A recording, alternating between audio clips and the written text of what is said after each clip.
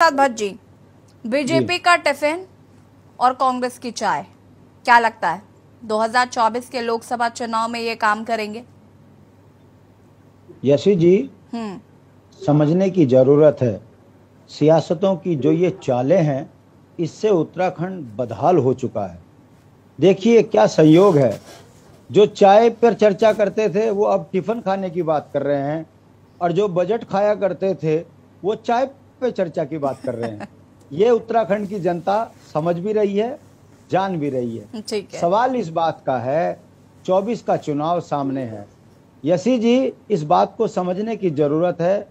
2018 में ठीक लोकसभा चुनाव से पहले मोदी जी और इनकी सरकार उत्तराखंड में इन्वेस्टर समिट कर ये कह रही थी कि हम उत्तराखंड के अंदर 1.5 लाख करोड़ रुपए का इन्वेस्ट करवाएंगे और 6 महीने में 85,000 करोड़ रुपया उत्तराखंड में इन्वेस्ट होगा, घर घर रोजगार होगा, गांव गांव खुशहाली होगी।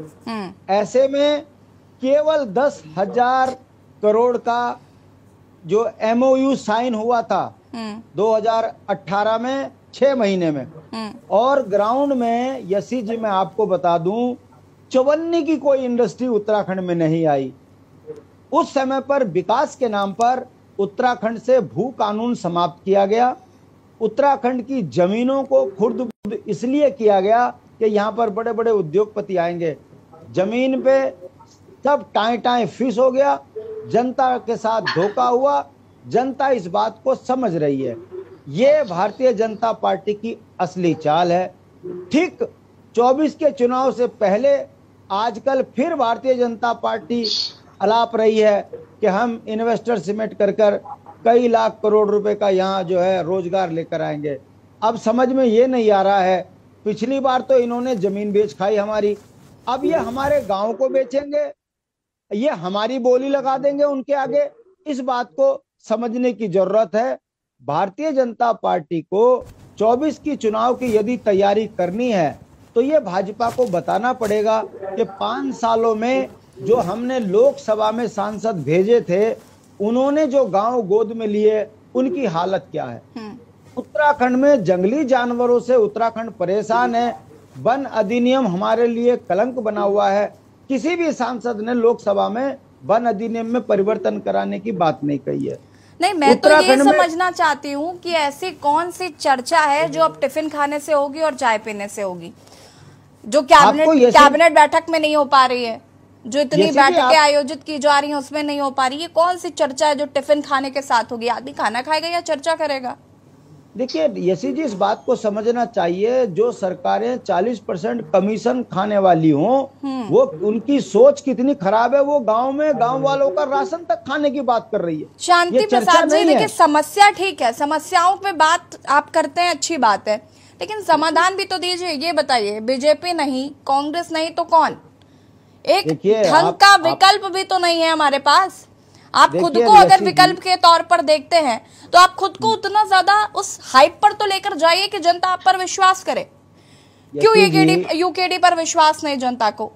आपने बहुत सही सवाल किया यशी जी। आप जैसे कितने चैनल हैं जो उत्तराखंड की बुनियादी सवालों पर बेमुखर होकर बोल रहे हैं। अरे भाई, चुनाव के समय पर ये मुद्दे गायब कर देते हैं। चुनाव के समय पर ये पूंजीपतियों के सारे जनता को प्रभावित करने की बात करते हैं। आपने कहा विकल्प नहीं है। मैं पूछना चाहता हूं, ये जो 42 शहादतें उत्तराखंड राज्य बनाने के लिए दी, क्या ये विकल्प नहीं है? उत्तराखंड से पलायन रोकने के लिए छोटे छोटे कुटीर उद्योग गांव में लगे, क्या इस तरह की योजना बनाई नहीं जा सकती? उत्तराखंड पर्वतीय राज्य है, क्या इसकी राजधानी तय नहीं की जा सकती? 400 करोड़ का नहीं, मैं पार्टी की बात कर रही हूँ, मैं पार्टी की बात कर रही हूँ। मुझे बताइए, देखिए भारतीय जनता पार्टी कुछ भला नहीं कर पा रही, कांग्रेस ने इतने सालों में कुछ भला नहीं किया, आम आदमी पार्टी अभी जमीन ही तलाश रही है, आम आदमी पार्टी पर भी जनता विश्वास नहीं कर पा रही है। सॉरी टू से दर्शन डोभाल जी, लेकिन ये बात सच है।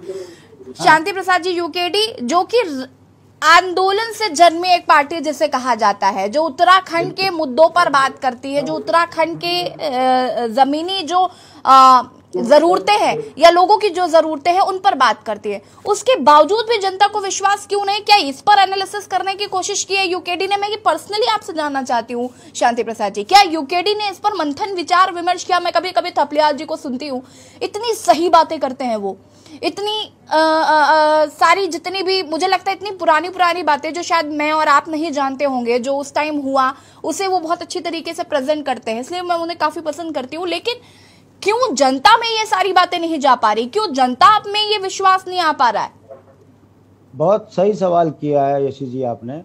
होता क्या है, जब जनता के सामने तथ्य छुपाए जाते हैं तो जनता भ्रमित हो जाती है।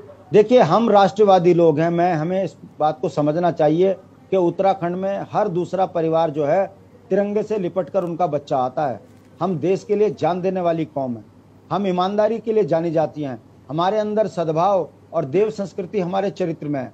मगर राजनीति के जो परपंच हैं उसमें पर्वतीय मूल का व्यक्ति अपने राज्य के अंदर पिछड़ रहा है। हमें इस बात को समझने की जरूरत है। सीधे लोग हैं, अगर हम राष्ट्र के नाम पर राष्ट्रीय पार्टियों को वोट दे रहे हैं तो उन्हीं के बच्चों की नौकरियों पर डाका भी यही राजनीतिक पार्टियां डाल रही है। जनता इस बात को भी देख रही है। और जब ब्लॉकों में 40% कमीशन जा रहा है, गांव में विकास के काम नहीं हो रहे हैं, महिलाएं सड़कों पर प्रसव कर रही है, हम ये बात जनता के बीच में समझा रहे हैं और जनता इस बात को समझ रही है।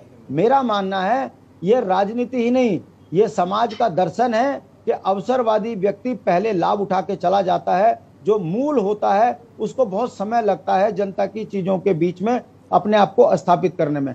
हमने राज्य आंदोलन किया, अगर उस समय पर हम सत्ता की बात कर रहे होते तो भाजपा कांग्रेस कहीं नहीं होती। हमने नागनाथ और सांपनाथ को भी गले लगाकर उस समय राज्य आंदोलन के दौर में यह कहा कि इनके साथ हमारे वैचारिक द्वंद्व हो सकते हैं, मगर ये उत्तराखंड राज्य आंदोलन के लिए यदि यूकेडी का मजबूत करने के लिए हमारे पीछे खड़े होते हैं तो हमने संयुक्त संघर्ष समिति बना के इन दोनों पार्टियों को अपने साथ मिलाया और राज्य लिया। दुर्भाग्य यह बात है कि जब राज्य लेने के बाद सत्ता की बात आई तो इन राष्ट्रीय पार्टियों ने पैसों के दम पर सत्ता को लूटा। हम आर्थिक रूप से कमजोर थे, इनोसेंट लोग थे, गरीब किसानों के बीच के लोग थे, गरीब कर्मचारियों के बीच के लोग थे।